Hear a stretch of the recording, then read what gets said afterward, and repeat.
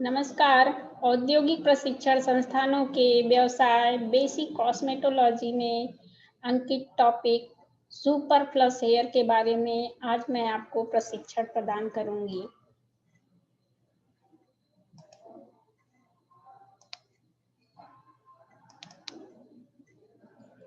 Introduction.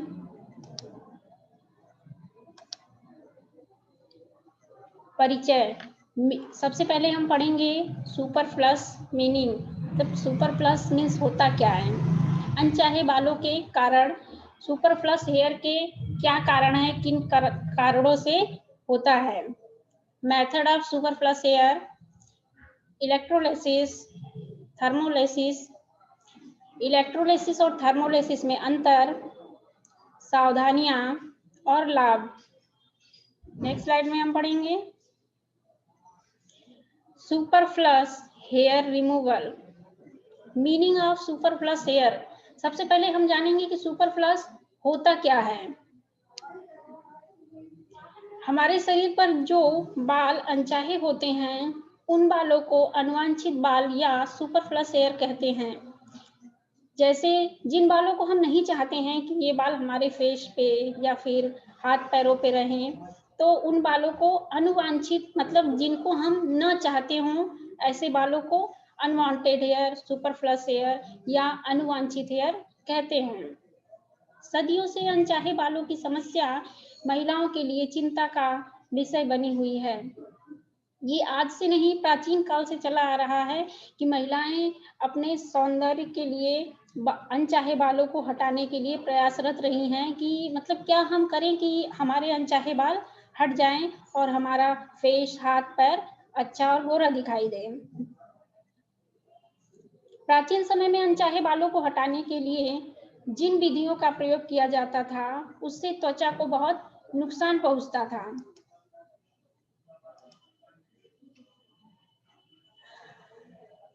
उससे त्वचा को बहुत ज्यादा ही नुकसान पहुंचता था। क्यों? क्योंकि वो तरीका बहुत गलत हुआ करता था, बहुत ही दर्दनाक हुआ करता था। किसी भी चीज का प्रयोग करते थे लोग कि हम ऐसा क्या करें जिससे हमारे अनचाहे बाल हट जाएं और हमें अनचाहे बालों से मुक्ति मिले। प्राचीन काल में पत्थर के चाकू को तराश कर बाल हटाने का प्रयास किया जाता था। प्राचीन काल में लोग कैसे बालों को हटाते थे? पत्थर के चाकू। पहले तो पत्थरों के ही सारे औजार प्रयोग हुआ करते थे ना, तो पत्थर का जो चाकू होता था उसको अच्छे से तराश करके मतलब उसको नुकीला बना करके उससे बालों को हटाया जाता था। सोचिए ये कितना दर्दनाक और खतरनाक तरीका था जिससे त्वचा छिल जाती थी। अब चाकू का प्रयोग करेंगे स्किन पे तो त्वचा तो छिलनी ही है ना। इसके अलावा मिस्र के लोग नदी के कीचड़ में फिटकरी घोलकर त्वचा पर लगाते थे। पहले बालों को हटाने के लिए किस चीज का प्रयोग करते थे? फिटकरी के घोल का प्रयोग किया करते थे और उसको लगाने के बाद घंटों धूप में बैठे रहते थे बाल को हटाने के लिए। इससे क्या होता था? समय और मेहनत दोनों वेस्ट होते थे, दोनों का नुकसान होता था। भाई जो काम हम 10 मिनट में, 5 मिनट में कर पा रहे हैं आज के युग में, वही काम प्राचीन काल में लोग घंटों, कई घंटों तक धूप में बैठे रहते थे अपने बालों को हटाने के लिए।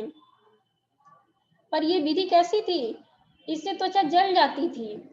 अभी तो सनबर्न हो जाता है ज्यादा देर तक धूप में बैठने से। तो पहले के लोग सोचिए कितना दर्द सहते थे अपने अनवांटेड हेयर को हटाने के लिए। नेक्स्ट स्लाइड में हम पढ़ेंगे समय के साथ साथ लोगों ने नए तरीके अपनाने शुरू किए। नए तरीकों में जैसे क्या है? प्यूमिक स्टोन, गर्म राख, खुरदुरे पेपर आदि का प्रयोग अनचाहे बालों को हटाने के लिए किया जाने लगा। जैसे जैसे समय परिवर्तित होता गया वैसे वैसे लोगों ने नए नए तरीके अपनाने शुरू कर दिए। कुछ लोगों ने गर्म राख का प्रयोग किया बालों को हटाने के लिए, कुछ लोगों ने प्यूमिक स्टोन का प्रयोग किया, कुछ लोगों ने खुरदुरे पेपर का प्रयोग किया अनवांटेड हेयर को हटाने के लिए। अनचाहे बालों को हटाने के लिए जिन विधियों का प्रयोग किया जाता था उन विधियों में बहुत सारी समस्याएं भी आती थी। क्या समस्याएं? मतलब समय ज्यादा लगता था और तरीका भी दर्दनाक हुआ करता था। बाल सही तरीके से साफ भी नहीं होते थे, कुछ कुछ बाल निकल पाते थे और समय बहुत ज्यादा लगता था।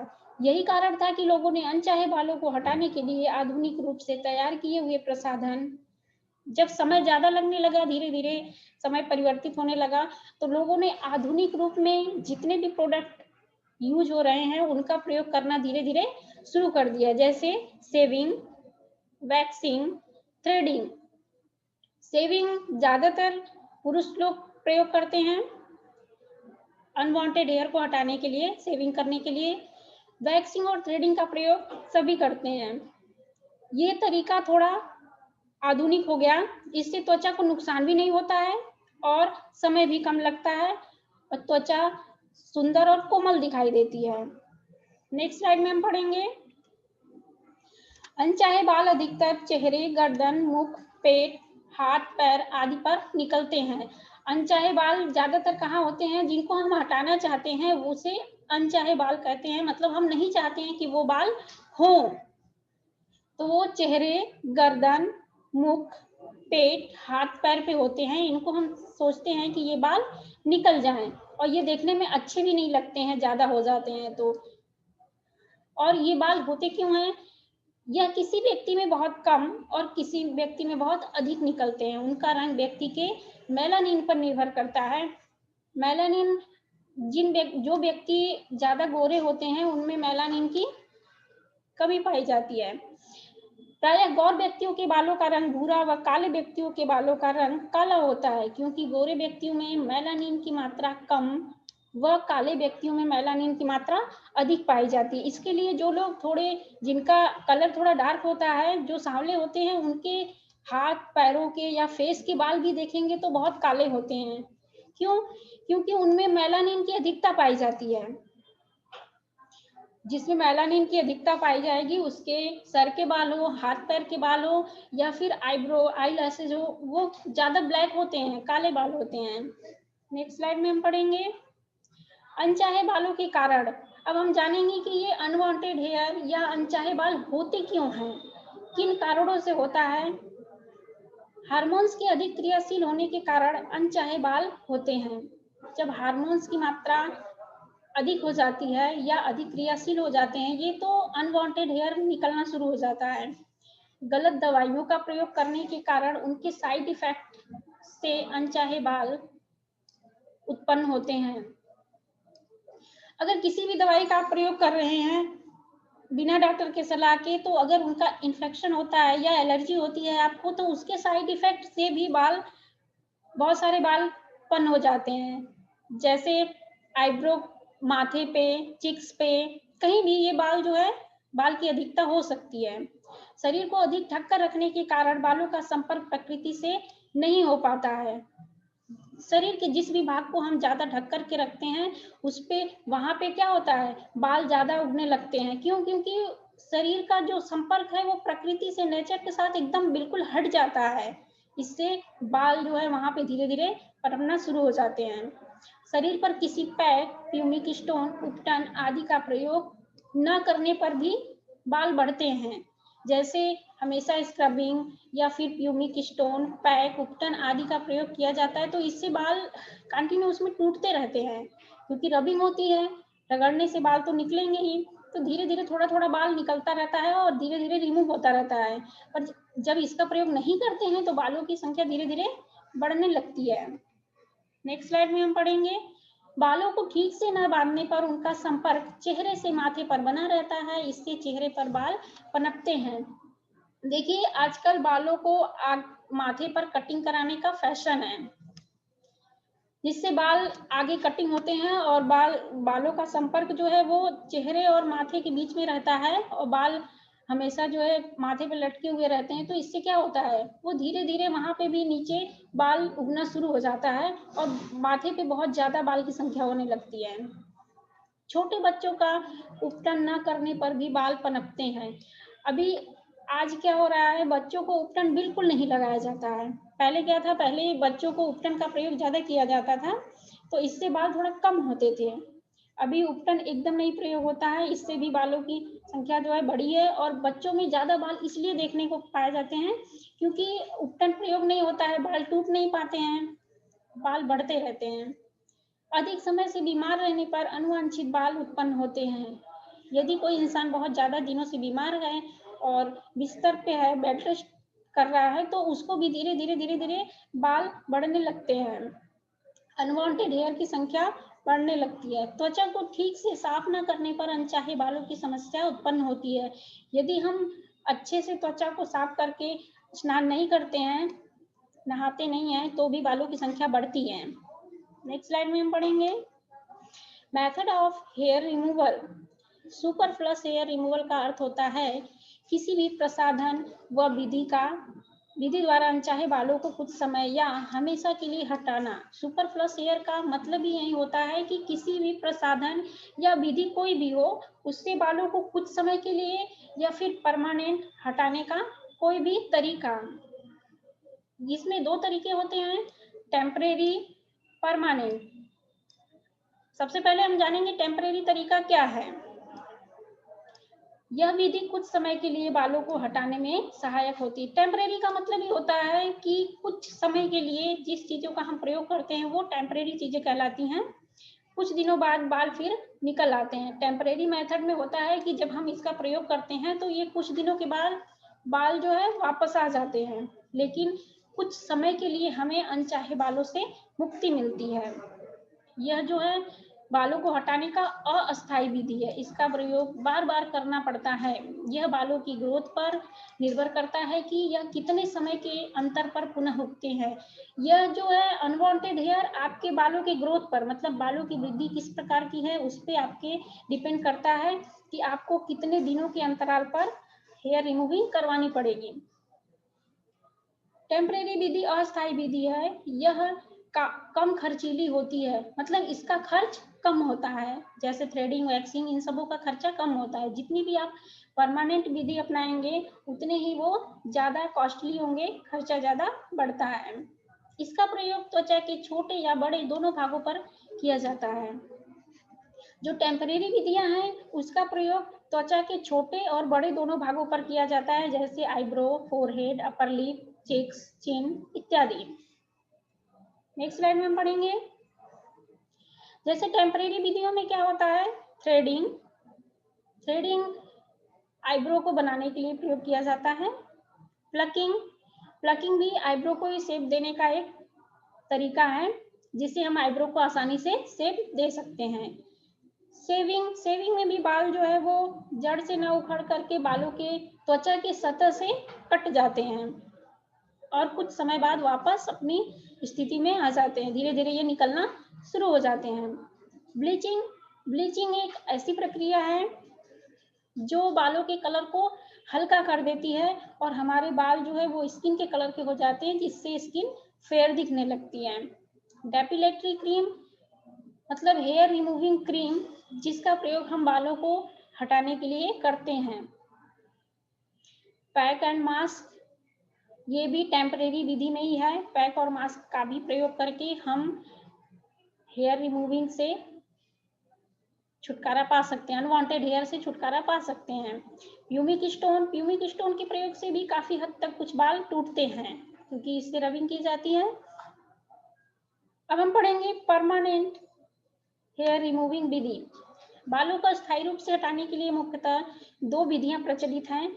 बालों को परमानेंट तरीके से हटाने की दो ही विधियां हैं, पर टेम्परेरी तरीके बहुत सारे हैं। अभी हमने बताया threading, plucking, shaving, waxing, bleaching, depilatory cream, pack and mask और प्यूमिक स्टोन।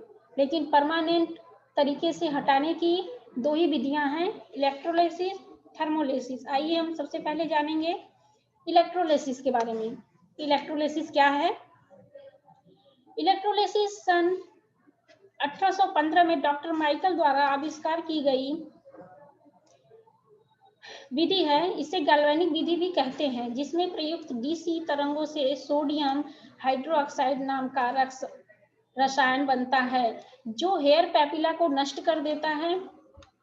जो इलेक्ट्रोलिसिस विधि होती है, इसका आविष्कार 1815 ईस्वी में डॉक्टर माइकल द्वारा किया गया था और इसमें जो है गैल्वेनिक विधि का प्रयोग किया जाता है।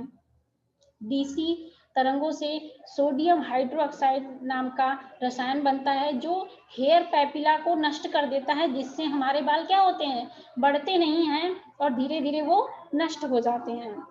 इलेक्ट्रोलिसिस के लिए जिस उपकरण का प्रयोग किया जाता है उसमें बहुत बारीक सुई लगी होती है। जो इलेक्ट्रोलिसिस होता है उसमें सुई के द्वारा बालों को नष्ट किया जाता है, जिसे क्लाइंट के रोम छिद्रों के अंदर डालकर हेयर पैपिला को नष्ट किया जाता है, जिसकी वजह से बाल दोबारा नहीं उग पाते हैं। जो हमारे रोम छिद्र होते हैं उनमें इस सुई को धीरे धीरे इंसेक्ट किया जाता है, जिससे बाल का जो हेयर पैपिला होता है वो धीरे धीरे नष्ट हो जाता है और बाल उगने धीरे धीरे बंद हो जाते हैं।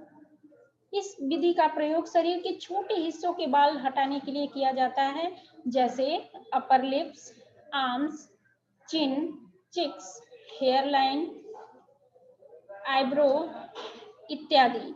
इन छोटे छोटे हिस्सों के बालों को निकालने के लिए इलेक्ट्रोलिसिस का प्रयोग किया जाता है। सुई के त्वचा के भीतर डालने से और करंट पास करने से हल्की जलन महसूस होती है। जब यह प्रोसेस किया जाता है, यह क्रिया की जाती है तो ज्यादा कुछ नहीं होता है, लेकिन हल्की हल्की जलन महसूस होती है, क्योंकि सुई हमारे रोम छिद्र के अंदर जा रही है तो जलन तो थोड़ा बहुत होता ही है। कभी कभी इलेक्ट्रोलिसिस करवाने के बाद त्वचा पर काले रंग के धब्बे या निशान पड़ जाते हैं, इसलिए इसका प्रयोग पूरी तरह से निपुण ब्यूटिशियन द्वारा ही करवाना चाहिए। अगर आप इलेक्ट्रोलिसिस का प्रयोग कर रहे हैं तो आपको किसी बहुत ज्यादा जानकार ब्यूटिशियन से ही इसका प्रयोग करवाना चाहिए, अन्यथा आपके स्किन में प्रॉब्लम हो सकती है, आपकी स्किन डैमेज भी हो सकती है। नेक्स्ट स्लाइड में हम पढ़ेंगे विधि। तो इलेक्ट्रोलिसिस की क्या विधि है, किस प्रकार से किया जाता है। सबसे पहले क्लाइंट और ट्रॉली दोनों को तैयार करेंगे। जिस जगह से बाल रिमूव करने हैं वहां एंटीसेप्टिक लोशन से साफ करेंगे। जिस भी स्थान का भाग निकालना है, जैसे बताया ना इलेक्ट्रोलिसिस छोटे हिस्सों के बालों को निकालने के लिए प्रयोग किया जाता है, तो आईब्रो का निकालना है या फिर अपर लिप्स का निकालना है, चिन्स का निकालना है, तो जिस भी स्थान का निकालना है वहां पे हम सबसे पहले क्या करेंगे, एंटीसेप्टिक लोशन लगाएंगे। क्लाइंट को आरामदायक अवस्था में लिटाएं। मैग्नीफाई ग्लास से त्वचा की जांच करें। त्वचा की जांच करना बहुत जरूरी है, तभी तो हम इलेक्ट्रोलिसिस प्रयोग कर पाएंगे। मशीन में सुई लगाकर उसे ऑन करेंगे। मशीन में प्लस माइनस 2 रॉड होती है। जो इलेक्ट्रोलिसिस मशीन होती है उसमें 2 प्रकार की रॉड होती है। एक रॉड हम क्या करते हैं, क्लाइंट के हाथ में पकड़ाते हैं, मतलब माइनस वाली रॉड क्लाइंट के हाथ में पकड़ाएंगे जिससे उसे करंट ना लगे। 2 रॉड दोनों का प्रयोग अलग अलग है। माइनस वाली रॉड हम क्लाइंट के हाथ में पकड़ाते हैं और प्लस वाली जो रॉड होती है, अब प्लस वाली रॉड जिसमें सुई लगी है उसे मैग्नीफाई ग्लास से देखते हुए नीडल को सीधा हेयर रूट में डालेंगे। ये विधि थोड़ी ज्यादा समय लेती है, क्योंकि सुई को जो है बालों के रोम छिद्रों में इंजेक्ट किया जाता है और बालों का जो रूट होता है उसे जलाया जाता है, जिससे कि बाल फिर से नहीं उगते हैं। सीधा हेयर रूट में डालने के बाद ये क्या होता है, हेयर रूट को नष्ट कर देता है। लगभग 15 से 20 सेकंड के बाद करंट बंद करके प्लकर की सहायता से बाल को हिलाएं और बाल निकाल दें। इससे पता चलता है कि अंदर से बाल जो है जल चुके हैं।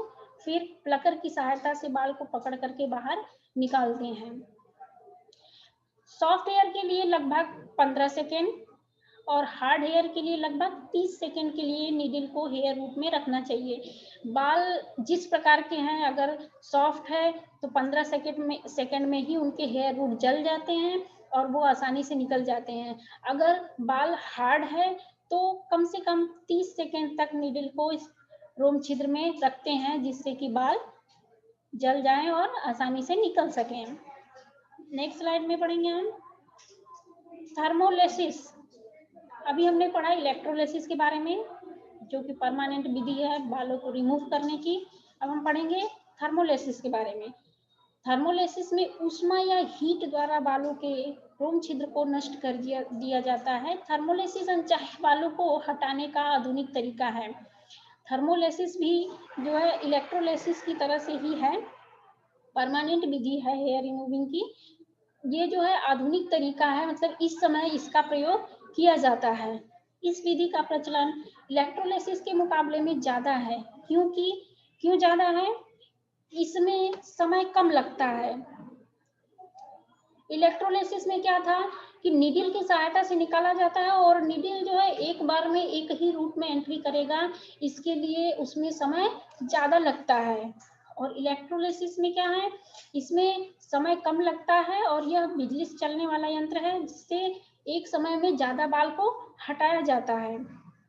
इसमें शरीर के विभिन्न भागों के लिए अलग अलग बारीक सुइयों की सहायता से उपचार दिया जाता है। यह एक हीट थेरेपी है, अतः सही मात्रा में ताप देकर बालों को जड़ से नष्ट किया जाता है। इसमें भी बालों को जड़ से ही नष्ट किया जाता है, इसके लिए ये परमानेंट विधि है, क्योंकि जब बाल जड़ से नष्ट हो जाते हैं तो फिर पुनः वो नहीं उग पाते हैं। इससे क्या होता है, कम समय में अधिक बाल निकाला जा सकता है, परंतु स्थायी परिणाम की दृष्टि से यह इलेक्ट्रोलिसिस से पीछे है। इलेक्ट्रोलिसिस से थोड़ा इसका प्रोसेस पीछे है, क्योंकि इस विधि में बाल पुनः निकलने की संभावना रहती है तथा उपचार की कई बार अपनाना पड़ता है। अगर इलेक्ट्रोलिसिस का प्रयोग कर रहे हैं आप तो समय तो ज्यादा लगेगा, बट पुनः जो है बाल के मतलब उत्पन्न होने की संभावना कम रहती है। बट थर्मोलिसिस में फिर से बाल निकल सकते हैं, इसके लिए इस उपचार को कई बार लेना पड़ता है। नेक्स्ट स्लाइड में हम पढ़ेंगे। थर्मोलिसिस विधि का आविष्कार 1925 में पेरिस के डॉक्टर वार्डन ने किया था, परंतु सबसे पहले 1935 में इसका प्रयोग हुआ। आविष्कार तो इसका 1925 में हो चुका था, बट इसका प्रयोग जो है 1935 में किया गया, कि सर्च करने के बाद ही ये मार्केट में आया और इसका प्रयोग हुआ। इसके लिए हाई फ्रीक्वेंसी और स्मार्ट वेव करंट का इस्तेमाल किया जाता है। इसमें हाई फ्रीक्वेंसी और स्मार्ट वेव करंट का प्रयोग किया जाता है। यह स्मार्ट वेव करंट का इस्तेमाल किया गया, यह स्मार्ट वेव करंट ही हेयर फॉलिकल को नष्ट करते हैं। उसमें क्या था, डीसी करंट का प्रयोग किया जाता है, लेकिन इसमें हाई फ्रीक्वेंसी और स्मार्ट वेव का प्रयोग करके हेयर पैपिला को नष्ट किया जाता है, जिससे बाल दोबारा नहीं पनपते हैं। नेक्स्ट स्लाइड में हम पढ़ेंगे विधि। थर्मोलिसिस को करने की क्या विधि है हम जानेंगे। इसमें बालों को नीडल की सहायता से ऊर्जा द्वारा धीरे धीरे शक्तिहीन किया जाता है ताकि बालों का पैपिला नष्ट हो जाए। इसमें ऊर्जा द्वारा मतलब इतना ज्यादा हीट दे दिया जाता है बालों को कि वो बालों के जो रूट होते हैं वो अपने आप जल जाते हैं। बाल को बढ़ने के लिए खुराक मिलना ही बंद हो जाता है, जिससे बाल निकलने बंद हो जाते हैं। जब बालों को खुराक नहीं मिलेगा तो बालों का बढ़ना तो बंद हो ही जाएगा। इसके लिए इसमें बाल धीरे धीरे खत्म हो जाते हैं। अतः बालों को जड़ से नष्ट करना आसान हो जाता है। जब बालों को जड़ से उखाड़ा जाए और पोषक तत्व मिलना बंद हो जाए तो बालों में पनपने की क्षमता नहीं रहती है। पोषक तत्व तो किसी को भी मिलना बंद हो जाए तो उसका बढ़ना बंद हो जाएगा, तो फिर बाल को भी ऐसे ही है। जब उसका सीधे जो है जितने भी पोषक तत्वों से मिल करके बाल बनते हैं उनका वो पोषक तत्व ही नष्ट कर दिया जाता है, उनका कनेक्शन नष्ट कर दिया जाता है बालों और पोषक तत्व के बीच में। इसके लिए बाल धीरे धीरे बढ़ने की स्थिति उनकी कम हो जाती है और धीरे धीरे नष्ट होने लगते हैं। इलेक्ट्रोलिसिस और थर्मोलिसिस में अस्थायी विधि इलेक्ट्रोलिसिस है, परंतु इसकी गति बहुत धीमी है। इलेक्ट्रोलिसिस में क्या होता है कि सुई के द्वारा धीरे धीरे प्रोसेस होता है, एक एक रोम छिद्र में नीडल को इंजेक्ट किया जाता है और बालों को निकाला जाता है। इसके लिए इसमें समय ज्यादा लगता है। और थर्मोलिसिस में समय कम लगता है और ज्यादा बाल को निकाला जा सकता है। नेक्स्ट स्लाइड में हम पढ़ेंगे डिफरेंट, मतलब थर्मोलिसिस और इलेक्ट्रोलिसिस में क्या अंतर है जानेंगे। थर्मोलिसिस इसमें समय कम लगता है। क्यों समय कम लगता है? क्योंकि इसमें एक बार में कई सारे बाल निकाले जा सकते हैं। और इलेक्ट्रोलिसिस में इसमें समय ज्यादा लगता है क्योंकि इसमें सुई की सहायता से एक एक बालों को निकाला जाता है।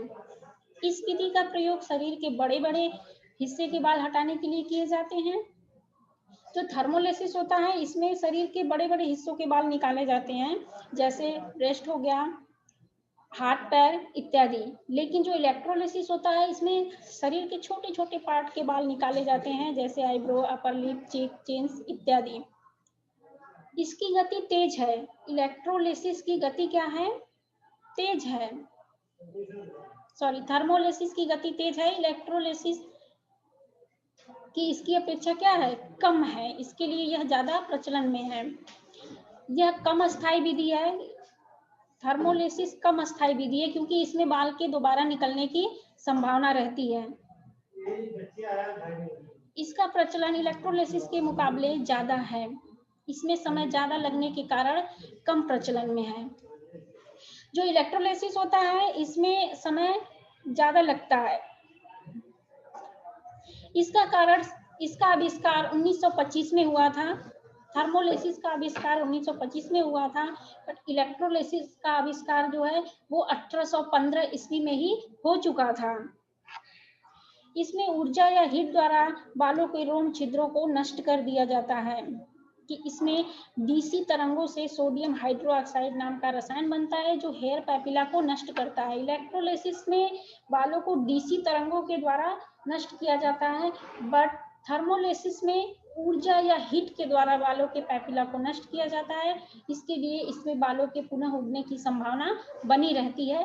इसके लिए इसका ट्रीटमेंट कई बार लेना पड़ता है बालों को जड़ से नष्ट करने के लिए। नेक्स्ट स्लाइड में हम पढ़ेंगे सावधानियां। अब इन सब प्रक्रिया को करते समय किन किन सावधानियों को बरतना चाहिए जानेंगे। लेजर हेयर रिमूवल कराने वाले व्यक्ति को इस प्रक्रिया से पहले और बाद में निम्नलिखित सावधानियां बरतनी चाहिए। धूप से बचें, क्योंकि लेजर तकनीकी से बाल हटाने की प्रक्रिया आपके शरीर के बालों की जड़ों को नष्ट कर देती है। ऐसे में सूरज की किरणें लेजर के असर को कम कर देती हैं। अगर आपने इन विधियों का परमानेंट विधियों का उपयोग किया हुआ है बालों को हटाने के लिए, तो आपको धूप से बचना चाहिए। क्यों? क्योंकि जो बाल होते हैं वो हमारी धूप से स्किन की रक्षा करते हैं। अब बाल हट चुके हैं तो सीधे जो सूर्य की रोशनी है, सूर्य की जो किरण है, वो सीधे हमारे रोम छिद्रों में पहुंचेगी और हमें नुकसान पहुंचेगा हमारी स्किन को। अतः इसे कराने के लिए कुछ समय, कम से कम 1 महीना के बाद तक धूप में जाने से बचें। अगर आपने ये विधि अपनाई हुई है परमानेंट विधि, तो आपको धूप में जाने से बचना चाहिए। कम से कम धूप में जाइए, और अगर जा भी रहे हैं तो सनस्क्रीन लोशन का प्रयोग करने के बाद ही बाहर आप निकलिए। मेकअप क्रीम का इस्तेमाल ना करें। अगर आपने इस ट्रीटमेंट को लिया हुआ है तो मेकअप क्रीम का इस्तेमाल नहीं करना चाहिए। अगर आप एक महिला हैं और आपने इस प्रक्रिया को अपने चेहरे पर मौजूद अनचाहे बालों को हटाने के लिए कराया है, तो आपको कुछ समय के लिए अपने चेहरे पर कोई मेकअप नहीं करना चाहिए। वैसे चेहरा हो या कोई भी हम प्रोडक्ट यूज करते हैं तो 24 आवर्स कुछ भी नहीं लगाने की सलाह देते हैं, जिससे कोई केमिकल रिएक्शन ना हो और आपके शरीर या बॉडी पे जिस भी पार्ट पे आपने ट्रीटमेंट लिया हुआ है उस पे कोई एलर्जी ना हो। इसके लिए 24 घंटे तक साबुन या फिर कोई अन्य क्रीम यूज करने की सलाह नहीं देते हैं। बालों को हटाने के अन्य तरीकों को ना अपनाएं। जैसे आपने इस लेजर टेक्निक का उपयोग किया हुआ है, उसके बाद अगर आपको लगता है कि बाल नहीं निकले हुए हैं, तो आप किसी और टेक्निक का इस्तेमाल ना करें, पुनः उसी का इस्तेमाल करें। और अगर किसी और टेक्निक का इस्तेमाल कर भी रहे हैं तो कुछ समय के अंतराल में करिए। जहां एक और आपको अपने शरीर को इस प्रक्रिया के लिए तैयार करने के लिए बालों को हटाने के किसी अन्य तरीकों का उपयोग नहीं करना चाहिए, वहीं दूसरी ओर इस प्रक्रिया के बाद किसी तरह के जोखिम से त्वचा को बचाने के लिए बालों को हटाने के अन्य तरीकों को नहीं अपनाना चाहिए।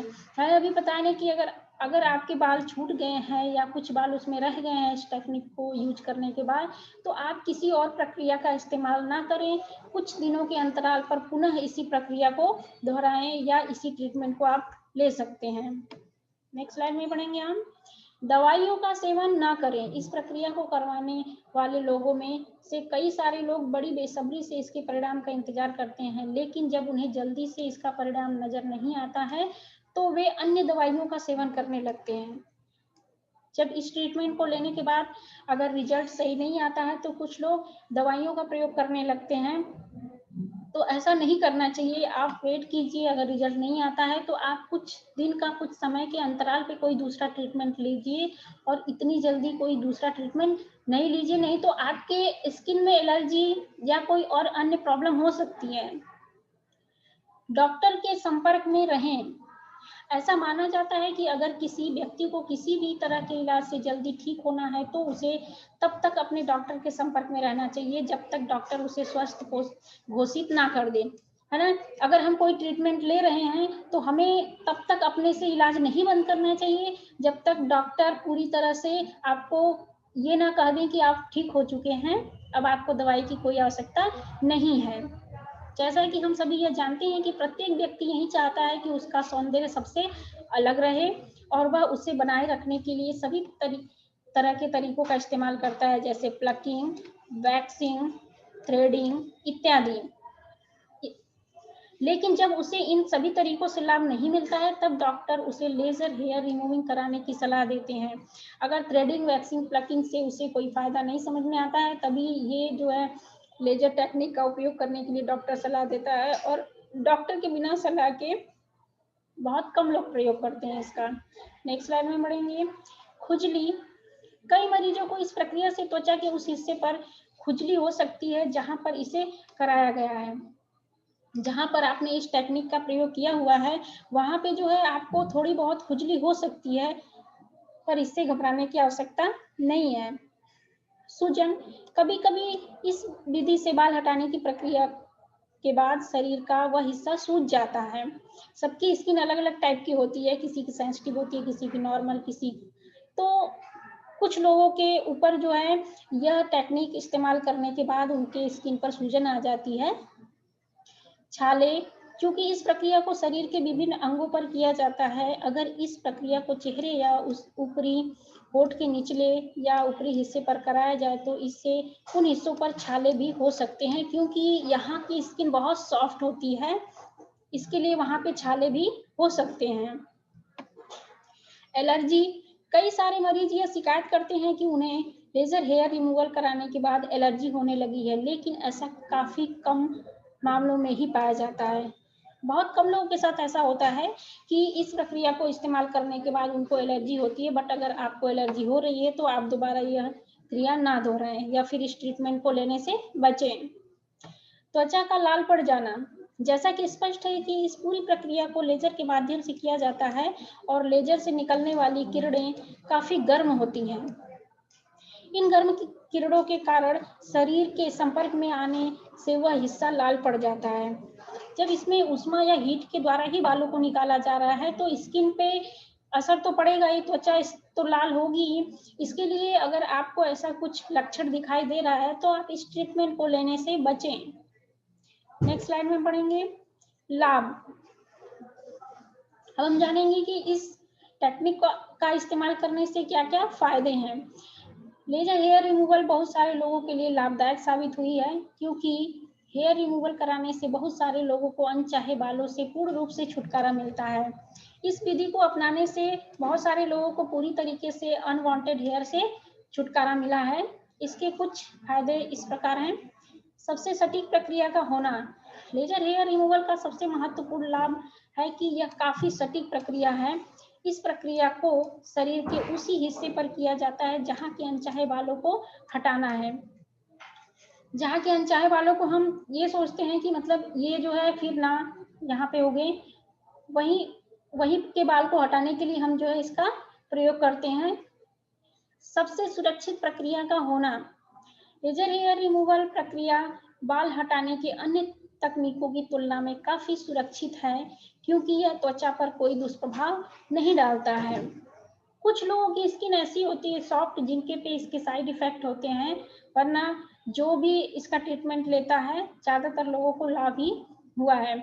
इसके अलावा लेजर हेयर रिमूवल की प्रक्रिया के दौरान मरीज को किसी प्रकार का दर्द महसूस नहीं होता है। जो भी ये ट्रीटमेंट ले रहा है उसे कोई भी दर्द ज्यादा महसूस नहीं होता है, थोड़ी बहुत जलन वगैरह होती है। तो हेयर रिमूव की ये जो है विधियां हैं। सबसे शीघ्र प्रक्रिया का होना। लेजर हेयर रिमूवल की पूरी प्रक्रिया काफी जल्दी पूरी हो जाती है। क्योंकि इसमें ऊष्मा या हीट के द्वारा बालों को एक साथ कई सारे बालों को नष्ट किया जाता है।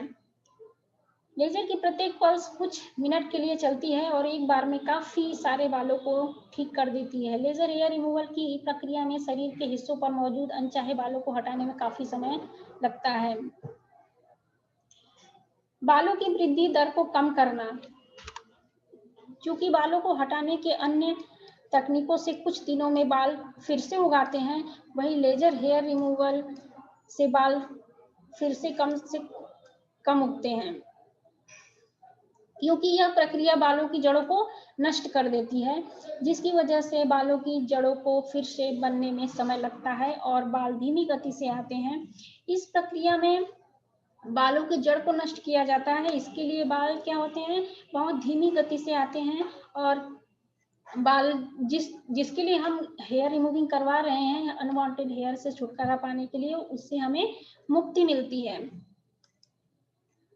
आज हमने आपको सुपरफ्लस हेयर मतलब अनवांटेड हेयर के बारे में प्रशिक्षण प्रदान किया।